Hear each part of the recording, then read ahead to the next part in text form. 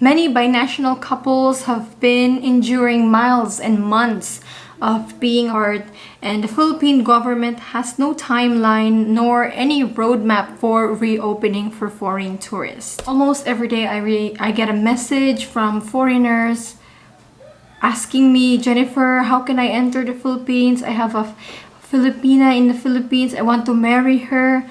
Look, in this video, I'll tell you the ways to reunite or meet your Filipina.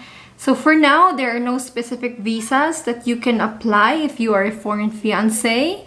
Intention to marry is not seen as an essential reason for you to get a visa. So in this video, we'll talk about the options for you to reunite or meet with the love of your life, your Filipino or Filipina. The first option is to reunite in your partner's country and your foreign partner's country. So some countries in Europe like Denmark, Austria, Netherlands, Germany, France, Norway, and many more have opened up to unmarried couples. While some countries recognize common law. You don't have to be married, but they will recognize that relationship as long as you have proof. And some countries don't even require proof, so it varies. So you guys already know you should know the rules of your country. Well, the second option, if your country is not open for unmarried couples, the next option is to meet or reunite in a third country that is open for tourism. So a lot of countries have already opened for foreign tourism, for foreign nationals, and some countries don't even require vaccination, no quarantine upon arrival, nada. You just show a negative COVID test result and that's it. So this option of meeting in a third country is good for those who never met, or those who are already engaged or who have met before. So most popular countries that is open for tourism where binational couples meet or reunite, no quarantine upon arrival is required, and some of these countries don't even require vaccination. Very popular is Costa Rica. Costa Rica is visa upon arrival for Filipinos. Maldives, that's visa-free. Turkey, Mexico, Brazil, Colombia is visa-free. Armenia, UAE, and Thailand. But for me, no, right now, UAE flights going to the Philippines from UAE can be very expensive since the travel restrictions was just lifted recently. But Thailand can also be tricky since the COVID situation there is very critical right now. So I think Costa Rica and Brazil, Colombia, Armenia are very popular right now. So some just meet for the first time, and this is what Lyndon and her Dutch girlfriend did in Maldives. First time meeting. Maldives is beautiful, guys. While Shine and her Finnish boyfriend first time met in Armenia. This is their picture, guys.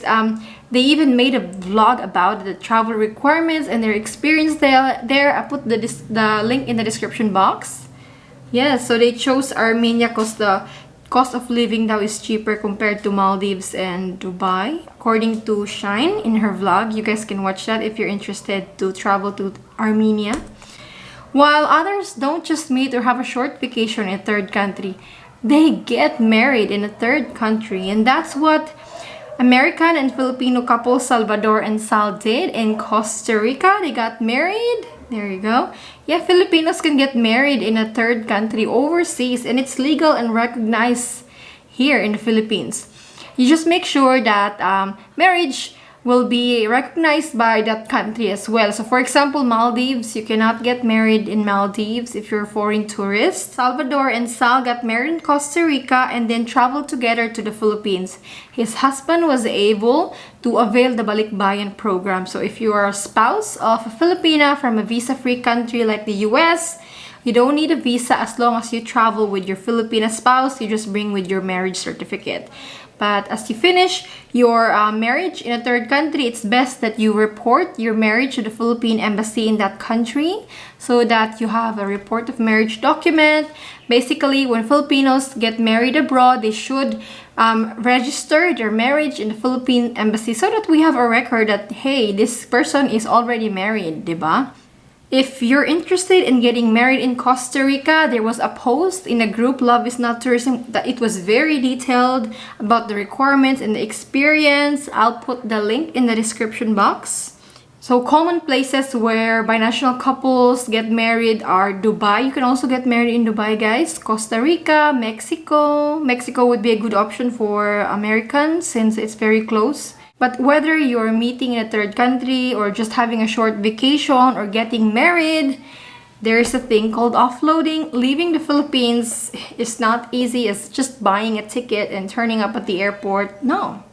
If you're Filipina especially, you're a young Filipina, or you have a history of being an OFW, or you're young, or you're not working.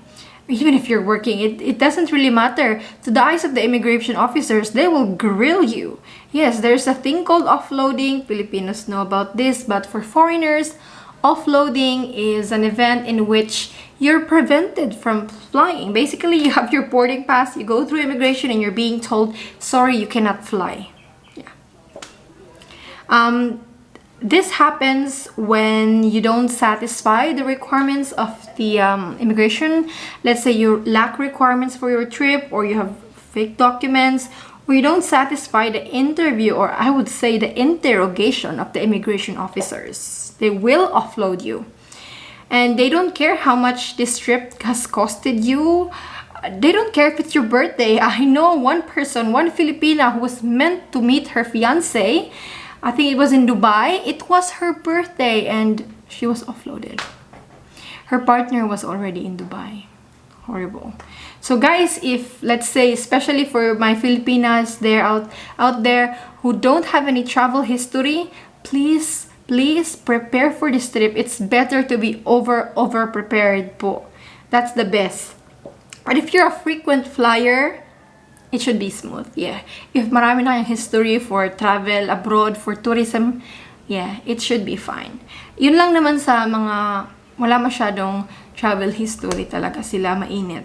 Filipinas who are gonna meet their foreign fiancés or boyfriends abroad, just expect that you will undergo 2 interviews.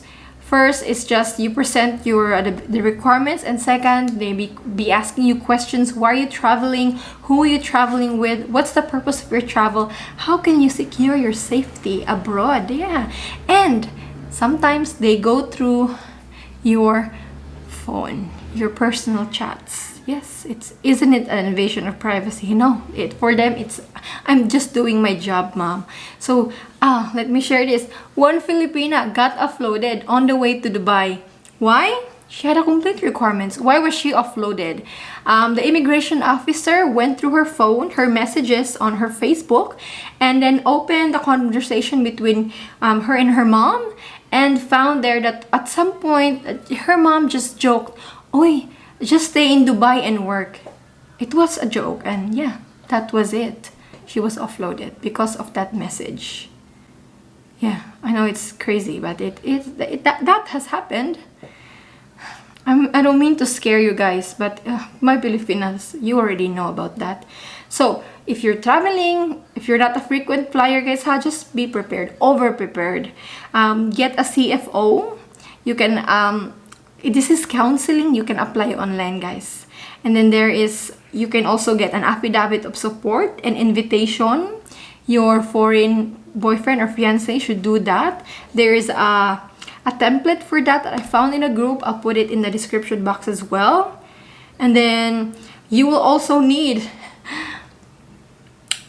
basic information of your fiance or boyfriend, his ID, his copy of his passport, a copy of your reservation for your trip, a copy of your chats, video calls, a copy of his itinerary. Yeah, lots of things you have to prepare for. But that's the second option, guys. Meet or reunite in a third country, whether it's just for vacation or getting married. The third option is, now before we proceed, I'd like to give a shout out to this video sponsor, Skillshare. Skillshare is an online learning community with thousands of classes. You can learn animation, freelance and entrepreneurship, lifestyle and productivity.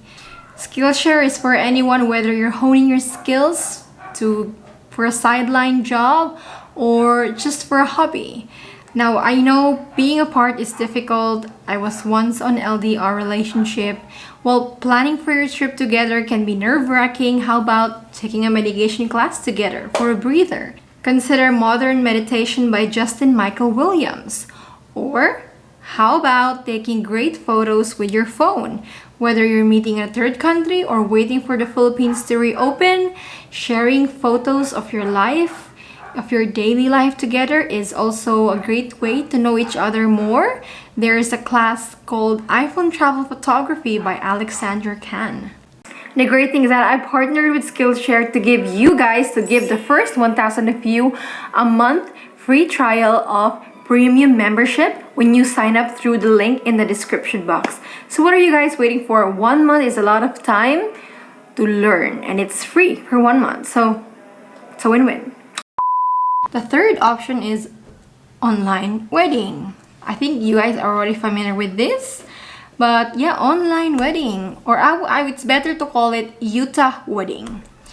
Although there are other states in the US that allow online wedding, Utah is the most popular. They have no residency requirements. The number one question is online wedding legal? Let's just ask the question, is US wedding legal in the Philippines? Yes, US wedding is legal in the Philippines. Online wedding is a US wedding. Yes. US marriage is recognized in the Philippines as long as you register it to the Philippine Embassy or you have your marriage certificate apostille, then it will be recognized. But please, this does not apply to same-sex couples. The Philippines does not yet recognize same-sex marriage, fortunately. But for those asking, this is a US wedding, guys. The Philippines does not dictate US wedding. And in the eyes of the Utah County and the United States of America, online wedding is just as legal as a traditional face-to-face wedding. But basically, you don't have to be a resident of the USA. You don't have to be an American citizen. You don't have to have a travel history in the US. You can be in the Philippines and your fiance could be, I don't know, in Antarctica or in Australia or in Canada. If you're not in the same location, or even if neither of you are in the US, it can be done. Is meeting in person a requirement? No. I know some couple who never met, did an online wedding, and were able to get a 9A visa. Some are already in the Philippines. There are many success stories of couples who were able to reunite via virtual wedding. And I recommend this to those who are already engaged. If you never met and you want to do the online wedding, that is your choice. No, just think about it. Marriage should not be done because you want to get a visa. No, marriage should be that you want to be together for the rest of your life. You're committed. So I have no judgment though for those who never met. We're all grown-ups here. We can make our own decisions how we live our lives. But just to give you an example, Filipina and American couple Dave and Embril, they were able to meet and be together now in the Philippines through Utah marriage. This was their video of their first meeting. Where are they now? Well, they are in Siargao having a vacation together. It may be the honeymoon. So these are the 3 options. This is the options that I know that a lot of couples have done. First is you meet or reunite in your partner's country. Second is you meet or reunite in a third country, either just for a short vacation or to get married there, travel together, and avail balikbayan privilege. The third option is Utah marriage, online wedding. You can either still be physically apart, or you can also meet in a third country and do the online wedding. Although your ceremony is online, but at least you're together, holding hands, putting that ring in your hand, having a honeymoon. Yes, some couples have done this. They went to another country, let's say Maldives, but they had their wedding online. And you don't have to apply for a visa if actually you do that. You just report your marriage, get an apostilled marriage certificate. Even if you have just the receipt of your report of marriage, that's enough. And then you can travel together to the Philippines. And the last thing is that you do Utah wedding, then you apply for a visa. So these are the three options to reunite during the pandemic while the Philippines is still closed to foreign tourists. Some may be asking, Jennifer, when is the Philippines reopening? Nobody has the answer. Nobody has the information because there is no information. There is no announcement, and I don't think even the president has a date, guys. Nobody. Because the situation is very fluid and IATF has no concrete plan. We don't know. You know what's going on, right? You guys have been very dedicated in following the travel updates. You already know. So this is the ways to reunite with your Filipina girlfriend or Filipino love of your life here in the Philippines. If you have any ideas, comment down below. If you have done any of the options, share your experience. Let's help one another. We all have one common goal, to be with our loved ones. So let's help one another, and don't forget to like this video, guys. And I'll see you with a next Philippine travel update. Bye!